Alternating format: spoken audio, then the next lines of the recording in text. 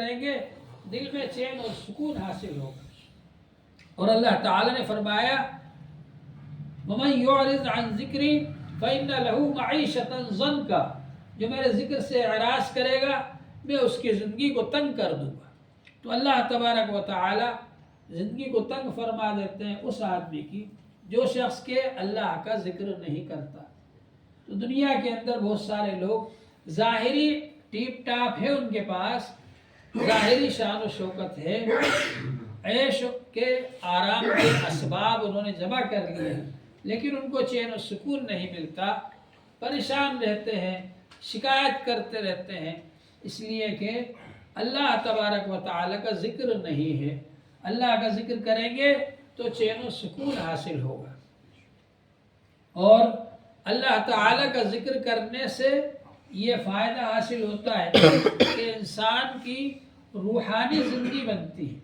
جس طرح سے یہ جسمانی زندگی ہے، ہم کھانا کھاتے ہیں، پانی پیتے ہیں، یہ جسم کی غذا ہے، ایسے ہی روح کی غذا ہے اللہ کا ذکر۔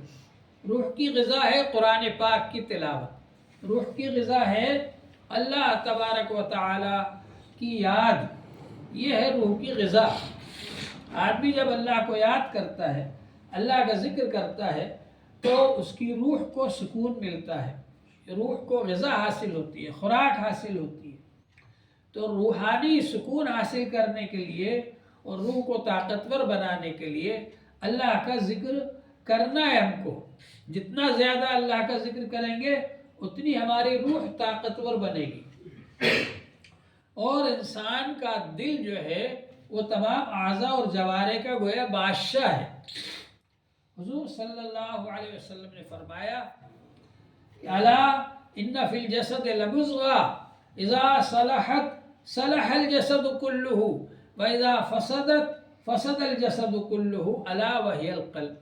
خبردار، انسان کے بدن میں ایک ایسا ٹکڑا ہے جب وہ ٹھیک ہو جاتا ہے پورا بدن ٹھیک ہو جاتا ہے، جب وہ خراب ہو جاتا ہے پورا بدن خراب ہو جاتا ہے، اور وہ دل ہے۔